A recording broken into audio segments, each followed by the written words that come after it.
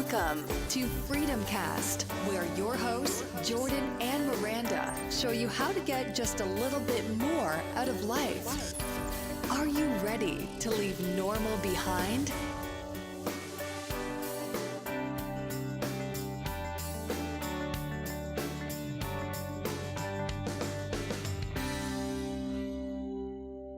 Welcome, faithful Freedom Cast listener. Thank you so much for joining Miranda and I on this episode of Freedom Cast. This week, we have Jason Clark on the show with us. He is an author, speaker, singer, songwriter, all kinds of stuff. We are super excited to have him on.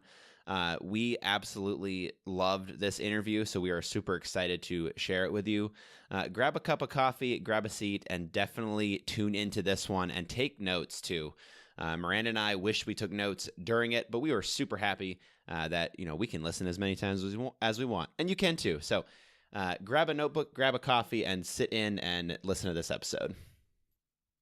All right, Jason, we really appreciate you coming on our show. Thank you so much for taking time out of your Friday night to come on with us. This is awesome. We know you through Chad, who was recently on the show, Chad Hitchcock. Yeah. He was singing your praises and just saying, hey, you need to get this guy on the show. He has a lot of good stuff to say. So thank you for being here. Thanks, man. Thanks, guys. It's an honor to be here. Yeah. Love Chad and Nikki both. Those guys are good friends of ours and keep us honest. I think sometimes you can tell when people are just good people, and we like Chad right away. So it's cool. Yeah. And he's always encouraging me when I work out, all that stuff. He's keeping me informed and inspired, right? Yeah, definitely. Yeah. Oh, us too, for sure. So if you just want to get started, just tell us a little bit about yourself, kind of what you do and what you're up to. That'd be great. Yeah. Well, I'm a writer and a communicator, a storyteller. Just down the road from you guys, we live in Cornelius, just north of Charlotte, North Carolina. We have a ministry called A Family Story.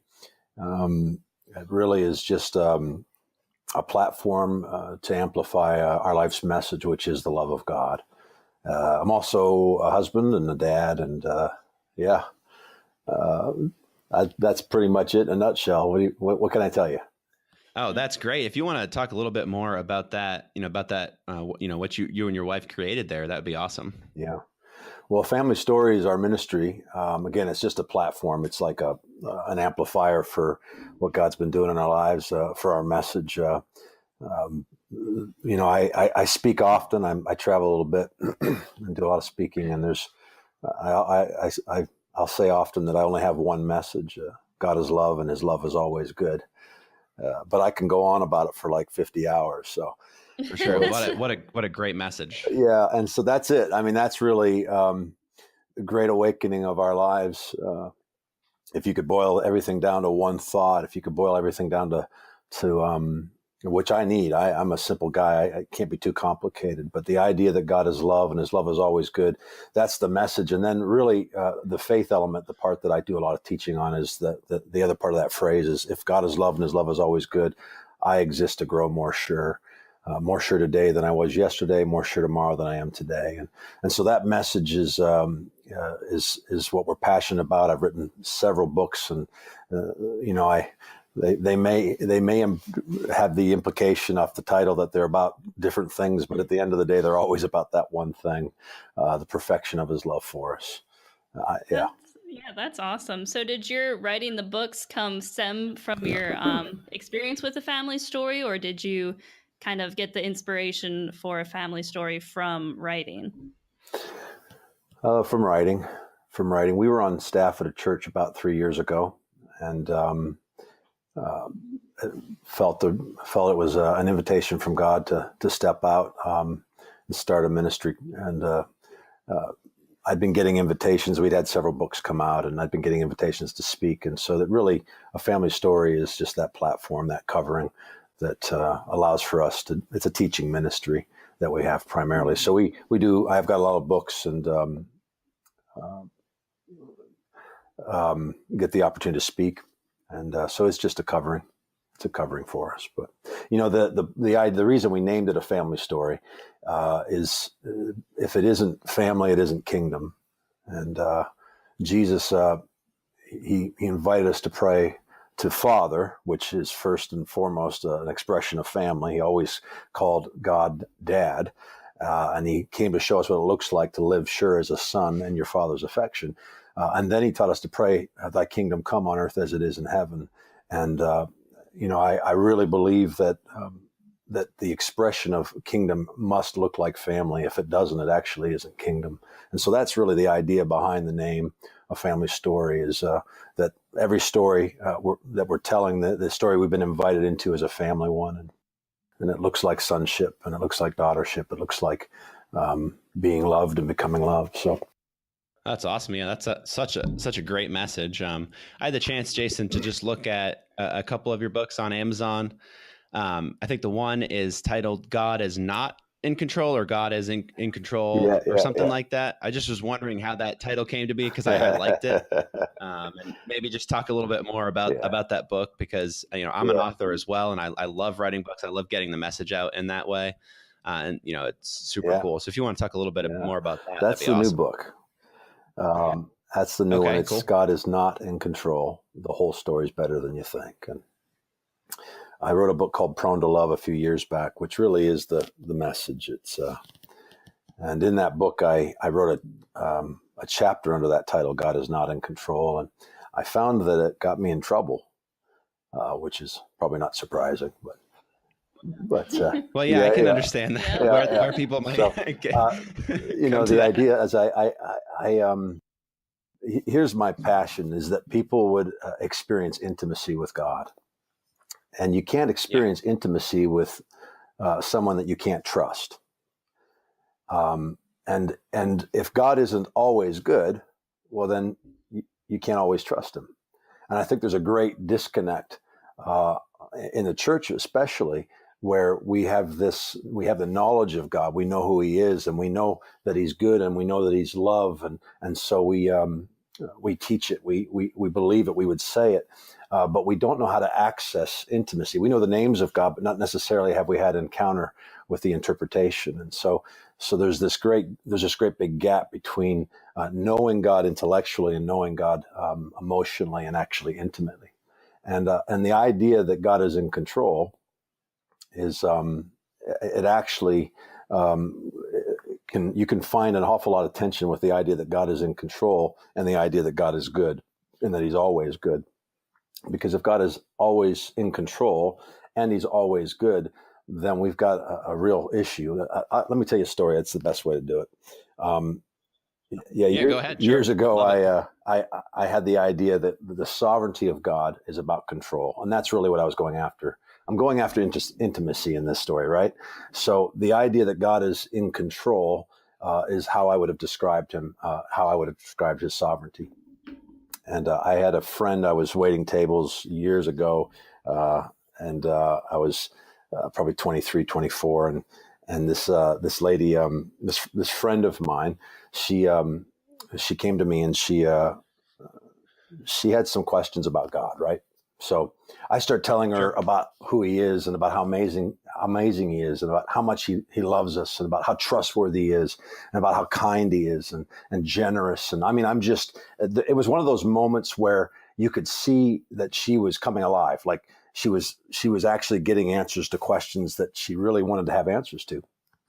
And that's so cool that you had that opportunity. Yeah. And so it's this really cool back and forth. And I remember thinking, all of a sudden, this is the moment she's going to give her life to Jesus. Cause it was just, she was kind of a wild girl, but here it was, we had this moment, this really sweet time. And I'm thinking, this is it. And then she asks this question. And it's the question that we've all been asked. It's the question we've asked. She said, well, if God is so good all the time, right? If he loves me and he cares for me and he knows the number of hairs on my head, and he knows the desires even before I ask the desires of my heart. If he's all these things, then why is there child abuse? And when she asked me that, I didn't have an answer for her that would have. Today, I've learned some things, and if I don't have the answer, I actually will say I don't know. I think that's a really important thing, to be able to have that freedom to say, I don't know, but he's good. That's my foundational response. Now, I don't know, but he's good.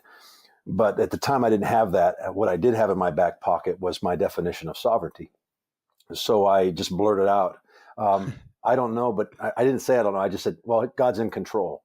And I saw her look of hope and excitement and anticipation become first like sadness. It was like I'd punched her. It was like it became sadness. Yeah. And then it became frustration. And then it became all out anger. And she looked at me and she said, well, I can't follow a God who allows child abuse.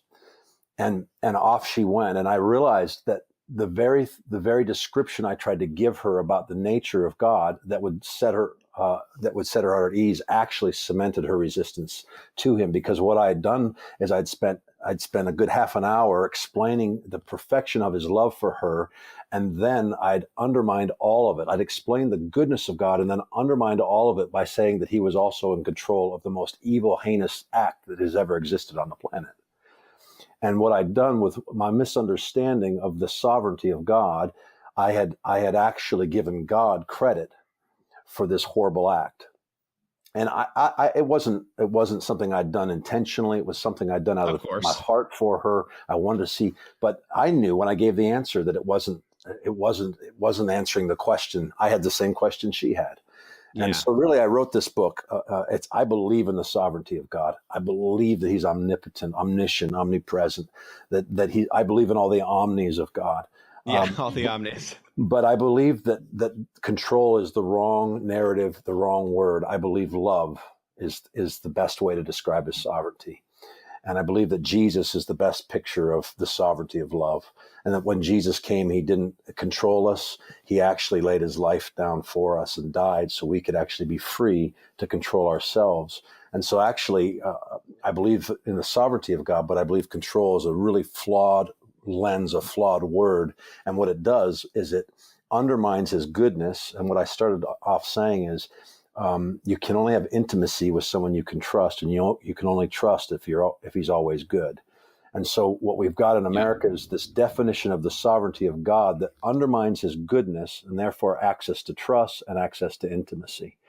And so we have all these believers walking around, Christians walking around, who don't know how to actually experience intimacy with God. And it's because they've got a flaw in their lens regarding his nature. And that flaw is actually separating them from access to intimacy. Does that make sense? Yeah, it makes sense. And I was just thinking that Chad was definitely right. I'm glad we had you on our podcast. That's some good stuff. It makes me want to go download that book, or send the print version here and read it and just check that out, because that's so good. That's such good wisdom. And that's I love awesome, man. I'll send it over to you. No problem. Okay, cool. Sounds good. We'll do a book trade. How's that sound? I could use some help in my diet. Yeah, sure. I'll send them over. I have print copies right here. So that's awesome. Yeah. Well, tell me about yourself a little bit. I know you're doing the interview, but.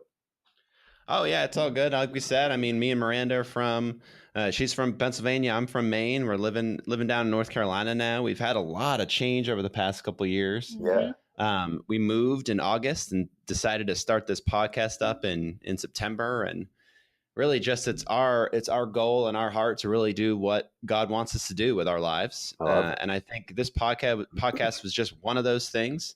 Yeah. And we're still praying daily to really figure out what it is he really wants us to put our time into. And, that's really one of the reasons we're doing this, is just to share that with people, to share that, hey, we don't have it all figured out. We don't know exactly what we're supposed to be doing, but we're not going to stop seeking until we find that. We're going to keep asking questions. We're going to keep trying new things and doing different things. And, if we need to stop doing certain things, we'll do that too. So. Yeah, I love it. That's really good. Awesome. You guys have kids? No kids yet. No. Yeah. All right. We're good for now. We have lots of nephews, so we're. Yeah. Oh, that's awesome. For a while. That's good. Yeah. What about yourself? I think you said you have a family, right? Yeah, we have 3. Okay, great. 3. I got 2 girls, a boy in the middle, and they're older now, 18, 16, and 11. Ooh, fun. So, yeah, we're becoming friends. No, that's nice. That's awesome. Yeah, it's still cool enough to be friends around them. I think I am. They're not here, so let's run with it. Yeah. Okay. Yeah, we'll go with it. That's right. Yeah, that's awesome. Well, Jason, as far as goals for the future, do you have goals to? I'm sure you have goals to grow and expand in some ways as far as a family story, and maybe even, continue to write? I know you said you just recently, that was your latest one, the God is Not in Control book. But Right. if you just want to talk about some of your goals for the future, then we'd love to hear it. Wow. I can give you the broad picture. Sure. That, No, we need your 1 year and 5 year and 10 year plan. Details, notes. Right now, it's I get my kids to their internships and Gotcha. coffee in the morning for my wife. Very That's important. it's one of the ways I tell her I love her. So that's a goal. Great. I want to do better at that this year. They should make coffee one of the love languages. It I is. feel like it is. It is a Coffee and love chocolate. Coffee and chocolate. It is a love language. That's acts of service. Love language right Yep. there. Yeah. I get my head scratched at night and then I make her coffee in the morning. There you go. It's a win-win all the way around. Yeah. Let's see. My great big overarching theme right now is on earth as it is in heaven. So a couple of years back, I was at a conference. That's great. I was teaching in the morning, and I had a break between sessions before the evening. Went back to the hotel, and I was going to take a nap. And I'm getting old enough to take naps now, but I decided to go for a walk instead, and I was out for a walk. It was in Virginia Beach, so I didn't know where I was. Just walking around and having a conversation with God, and He asked me a really cool question. And when God asks you a question, it's not because He doesn't know the answer; it's an invitation, right? So He's inviting you into revelation to see something that was always there, but maybe you haven't seen a new aspect of His nature, and therefore access to who you are and your calling and identity and purpose. And so He asked this really cool question. He said, Jason, is it possible? And He asked with the implication that it absolutely was. Of course. Yeah. Jason, is it possible to get to the end of your life and be so familiar with the economy of heaven that when you pass and you step from this life to the next, you're not shocked by how heaven operates? That you're not surprised by heaven. That's actually how He put it. Could you live in such a way that when you get to the end of your life, you'd be unsurprised by heaven?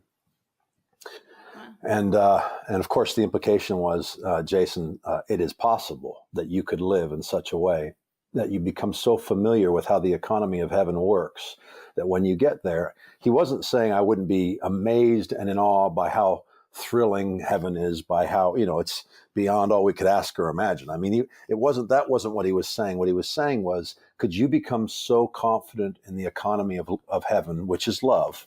Love is God broke it all down to one thing. He said, love the Lord your God with all your heart, soul, mind, and strength. Love your neighbor as you love yourself. And if you want to know the Rosetta Stone verse to that, none of that's possible unless you understand 1 John, where He says we love because He first loved us. So we are actually living in a response to a greater revelation of His love. So what He was inviting me into was, Jason, is it possible to live so confident in the economy of heaven and the measureless revelation of love that when you get there, you're not surprised by how it operates because you've actually been practicing it on earth. And so, So if you're asking, like, what's the great dream of my life? What am I running at full tilt? It's, how can I live in such a revelation of His measureless love for me that I know how heaven operates? I understand kindness. I understand grace. I understand mercy. I'm living as an expression of it. Again, only able to do that to the extent that I'm aware of His love for me. So that's the great pursuit of my life. Practically, right now, it looks like writing and communicating. Again, I'm a storyteller. I'm always writing my own books. I've done some ghostwriting, and I'm also working on some film projects and storytelling projects. And so, what does that look like in the days ahead? That's more the practical stuff. And then, got a family. Coffee in the morning for my wife, and getting my kids to their things and all that fun. I think What a great goal. That's what I think. Yeah, I think that's like, can't beat that goal. that's huge. That's, it's hard, it's hard to reach. It's something that you're going to have to like continually work for. Yeah. But it's something that like kind of, represents your life as a whole. I think that's awesome. Yeah. They were able to like verbalize that too. That was great. I love that. Well, those are some things that we're navigating into, and I'm writing right now on that subject too. So it's pretty easy. That's great. Yeah.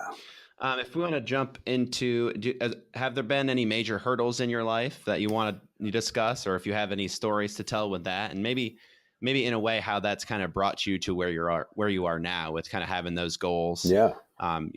Writing, and if you want to talk to that a little bit. Yeah.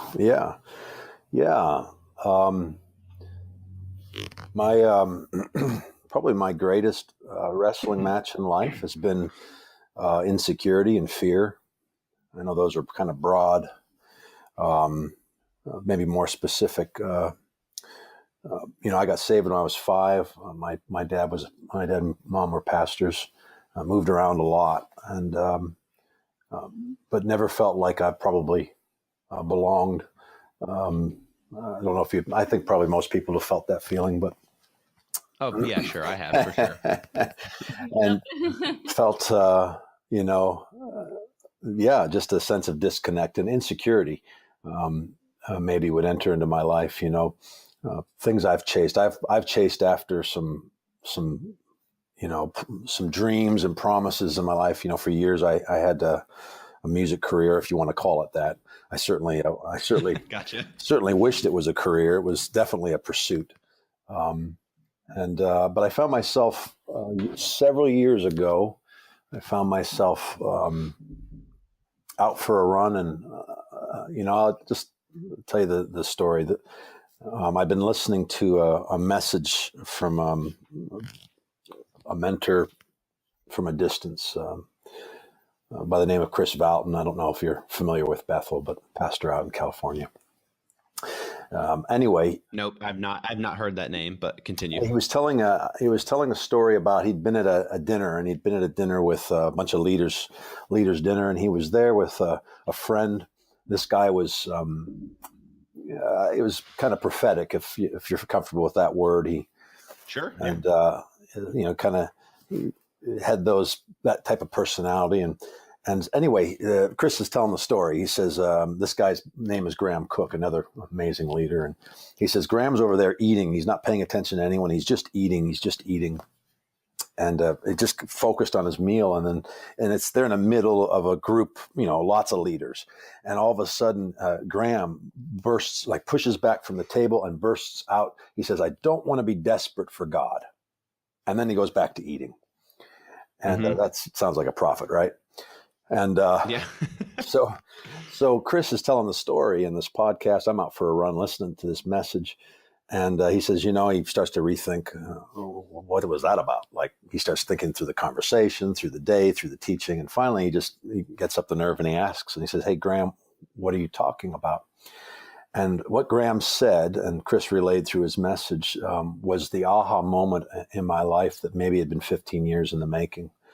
Graham said this. He said, "A relationship where the son is always desperate for the father is dysfunctional."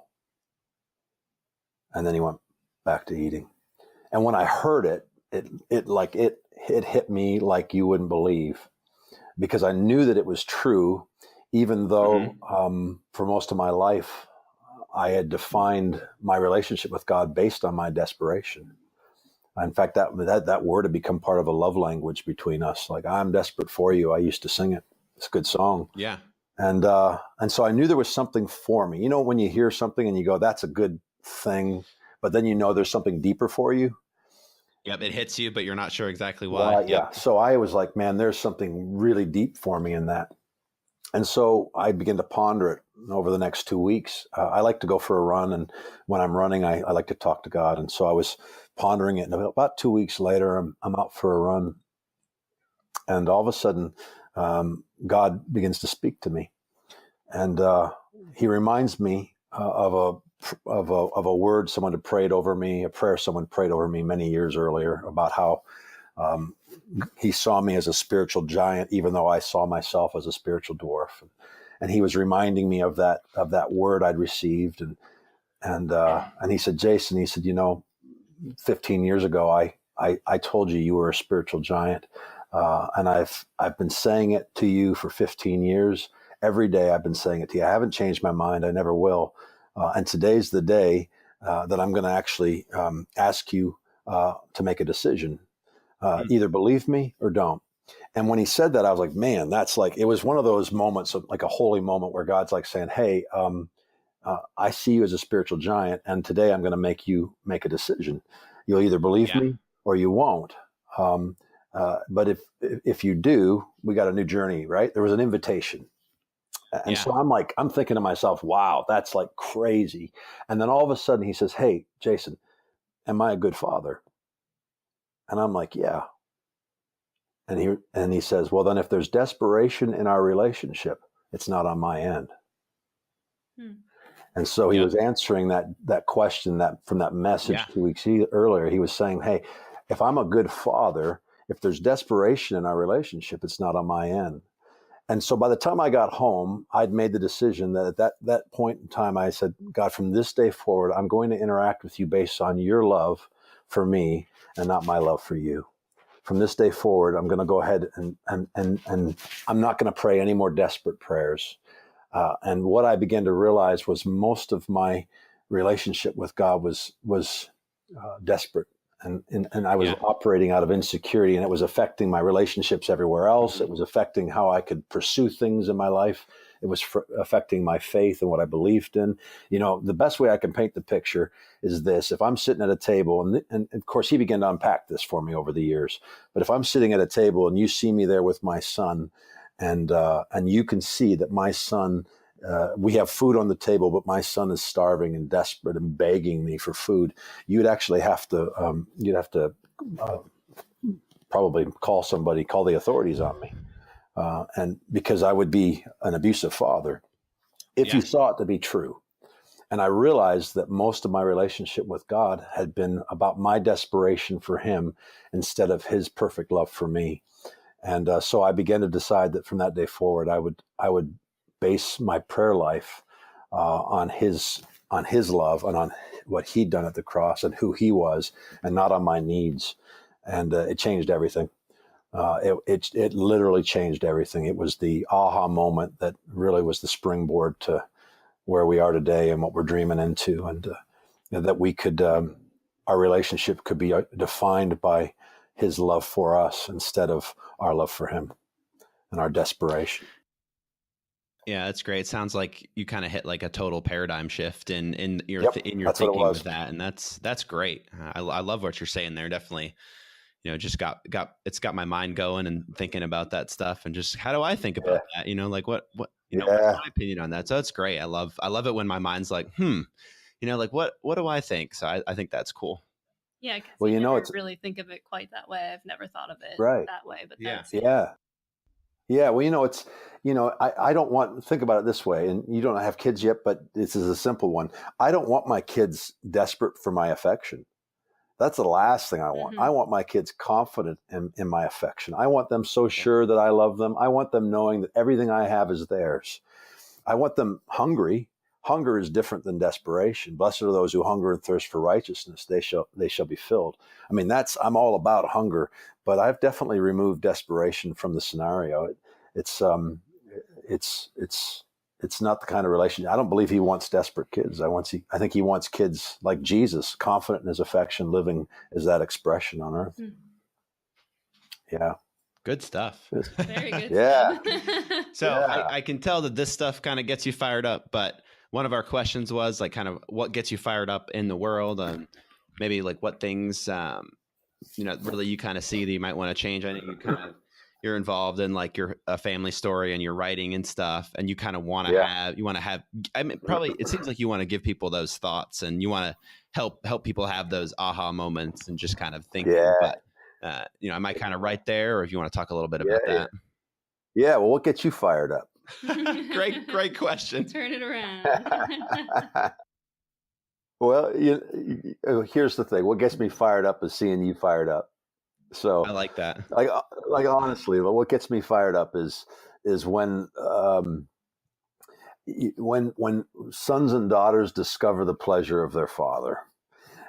They find out that he's well pleased, and that actually becomes that paradigm shift. Jesus got a well done or a well pleased before he did any of the stuff he's famous for, right? Yeah. He goes under the water, he comes up, the dove descends, the clouds open, the father says, "This is my son, I love him, way to go, son, I'm pleased with you." And you got to ask the question, well, what was he pleased with? Jesus hadn't done any of the things that he's famous for, right? Any of the things that we would think are the proof that you are successful Christian, that you are any of the stuff, right, that we all want to do.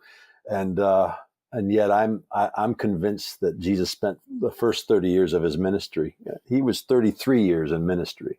And the first 30 years of his ministry were solely spent on discovering the Father's affection and growing sure in the Father's pleasure, to the extent where the Father went, "Oh man, you got it all. Let's go show the world what it looks like to live from my pleasure instead of for it." And so my passion is to see people who are set free from living for God's pleasure, striving for something they already have through Jesus. And and then what are you dreaming about? Like what makes you burn? How can I breathe on that? How can I encourage you in that? How can I help ignite that or fan that flame? That's what gets me fired up. That's awesome. Yeah, that's great. I was trying to think of what my answer would be to that, but that's so cool. Yeah. Well, you're a writer, so when I love to talk about writing with other writers. You guys are sons and daughters, and you said yes. You're living by faith. I love that. I love that you're living with your best yes. So, yeah. Yeah, we're doing the best we can. I think that's all anyone can do, right? That's right. Yeah. Way to go. Well, thanks. You too. Yeah. That's what gets me fired up. Yeah, I think that's awesome. It's definitely, when you see people kind of, living out their lives in a way that they're, I don't think necessarily happy, because I don't think happiness is something we really need to seek out, but living in a way that's pleasing to God, and kind of it fits, and it's hard to find that. We have to, I feel like we have to search for that, and we have to be constantly in prayer to find that. But then, it's great seeing, there's some super confident people out there that are like, "Yeah, this is where God wants me," and like, I'm sure about that. And that's definitely like what I strive for. And that's what gets me trying to think about that, and like kind of try to figure out how to reach that in my own life, because it's really cool to see that in other people. Man, there's nothing like knowing you're in the center of his will. That's even if it's scary, it's the safest place to be, right? It's just nothing like it. That's awesome. Yeah, we definitely found that the most when we moved down here to North Carolina, and it was just like, hey, we felt like we had to move. And then we started working we were in a retirement community for 2 years. We worked in 3 different ones. We worked as assistant managers there. It was definitely where we were supposed to be at that time, but then God called us out of that, and now we're still trying to figure it out. But I think it's just important just to be, like I said before, continually kind of questioning and trying to figure out where God wants you, because it's going to change. It's not going to be the same for 50 or 60 years. It's going to be consistently changing. So that's it. Yeah, that's right. Yeah. We have a few things that we say, we follow your favor. That's been one of the guiding, if you have a principle, if I had a principle, it'd be follow my favor. And then, we're living our best yes. And that's, just as straightforward as it sounds, just giving them my best yes every day. How can I give them my best yes today? Wake up and let them love me, and then respond with my best yes. And that kind of sounds like the answer to my next question, but we'll see. That was going to be, what's one piece of advice you'd give to our listeners? Yeah. Is that the best yes? Give it your best yes. Yeah, give them your best yes. I mean, I like that. There's so many people that are, and I was the same, afraid of missing them, afraid of getting it wrong. I think some of that's, probably when you're younger too, there's, you grow up with someone helping you make all the decisions, and then, there's right ones and wrong ones. And I think some of that's just coming into adulthood, but I think there's some of the teaching puts God in, kind of this distant, hard to reach, hard to hear relationship. And I don't think it's actually that complicated. I think, I'm passionate about people, about knowing his pleasure. I really do think it's one of the biggest shifts in a person's life. Like you said, it was a paradigm shift for me to understand that I'd spent most of my life trying to I would have never said it, but I was trying to do something for God as opposed to from God. Mm-hmm. And so, the ease that is released in your life when you realize that he couldn't be more pleased with me today than he already is. Like I couldn't do anything else to gain his pleasure. He's absolutely thrilled with me, and he's absolutely thrilled with you. And, John referred to himself as the one Jesus loved 3 times in his gospel. And essentially what he was saying is, I'm his favorite. And he was also showing us that there's a one-of-a-kind relationship that we can all have access to, where we can say, he loves me best, I'm his favorite. So your best yes is just the response to his love. How can I live out my best response to his love today? And, how can I steward my day in that way? I wake up in the morning, and I've tested this in the hard season, so I could speak to it with absolute certainty. I'm 43. I haven't seen everything yet, but my wife and I have seen a few things. Lost a business. We've had a miscarriage, and we've had a few things that we've had to navigate through. And you wake up in the morning and you think, I don't know how I'm going to make it through the day. That's their first, you went to bed heavy. You wake up in the morning, and before I'd get out of bed, I'd say, oh God, show me how good you just reveal to me your love today. Show me how much you love me. Oh, you're good. Show me who you are. I just say yes to your goodness, your love. And then show me how much you love me. And oh, that's good too. All right. And off you go. You get after your day, and you give them your best yes. And that's probably good advice. I think if I could do that, I'd be good. Yeah, I think that's great advice. That's what I'm trying to do. Definitely something to seek after and do, even if it's hard to do that day in and day out. It's definitely something to to seek after and try to work on. Yeah, that's right. Amen. All right, Jason, last question for you here. Where can people find out more about you if they listen to this podcast, they really enjoyed it, they were like, wow, this guy is awesome. If they're thinking the same thing that we are, and Chad told us about, like, this guy, we got to meet this guy, or we got to talk to this guy. Where can people go to just maybe even if you had a blog you could mention, and then if people can just, I think they probably search for your name on Amazon to find your books. But if you just want to talk about that. Yeah, you can. Well, first, we live down the road from each other, so we can do this face to face. Yes, definitely. Do it. Let's get together sometime, have like lunch or have dinner with Chad or something. And you all sound like you like coffee, so I am all about coffee. Love coffee. Yeah, I'm drinking it right now while we talk. I mean, it's definitely it's godly. I did think about it, having another one, but I was kind of figuring I didn't want to have one this late today. Right. But usually I do. So. You're starting to sound like an old man. I know, right? I'm only 28. I'm 28, and I'm drinking it. You can do it. I believe in you, man. Maybe next time. I work out of coffee shops in the area, so those are my offices. But you can.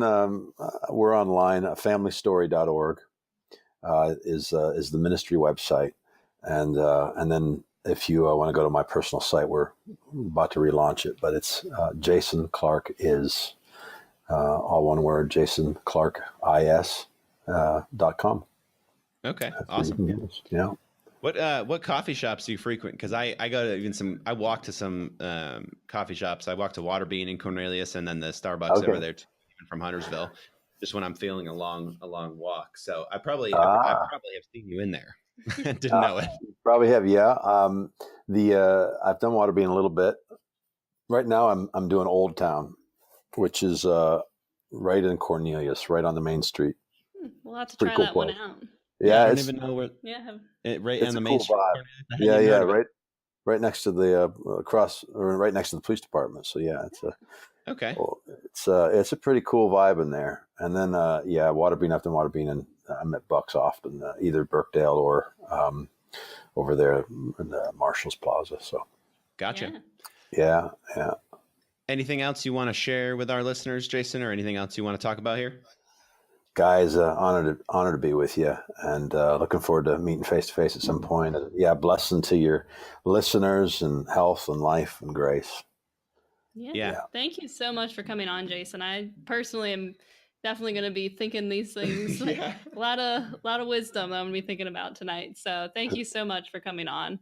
Yeah, honored. Thank you. And we'll get up and trade some books at some point. Cool. Sounds good, man. All right. Bless you guys. All right, Freedom Casters, thank you for listening to this latest episode of Freedom Cast, Leaving Normal Behind with Miranda and I and Jason Clark this week. We thank you for being here. Thank you for listening. Please go and listen on my website and leave us a comment there. Let us know how we're doing. We'd love to feature things that you'd like us to talk about. If you want us to keep making stuff up, we'll make it up too. But thank you so much for stopping by and listening to this one. We love you, and we hope you have a great rest of your weekend. And no matter where you are, stay frosty, friends.